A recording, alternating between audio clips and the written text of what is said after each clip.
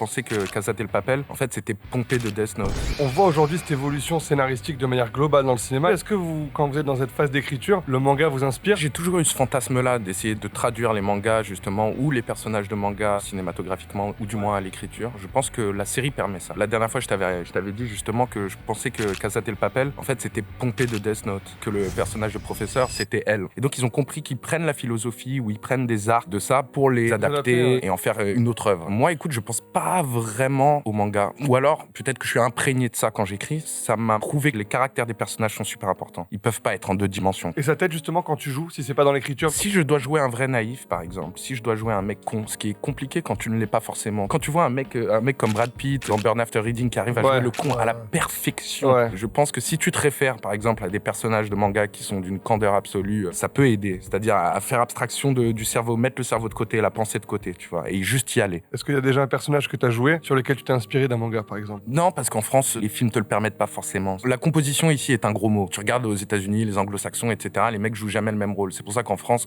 t'as des acteurs qui pendant 20 ans peuvent jouer le même rôle. Alors juste tu leur changes de costume, mais ils jouent le même truc. Les 3/4 des trucs que j'ai fait, c'était des films d'auteur, donc qui prennent une nature. C'est un truc post-nouvelle vagueux, où tout d'un coup ils disent ah j'aime bien ta nature, bah tu vas jouer toi, Chandor, dans ce film, et juste tu vas porter un autre prénom et tu vas jouer une situation qui n'est pas la tienne ou qui se rapproche de la tienne. Donc tu te réfères qu'à toi-même. J'ai pas eu encore accès, si ce n'est dans le film sur NTM, où tout d'un coup tu dois te coller mais à une image que tu connais déjà, c'est-à-dire que t'as déjà vu. Donc non, mais ça me botterait bien, quoi.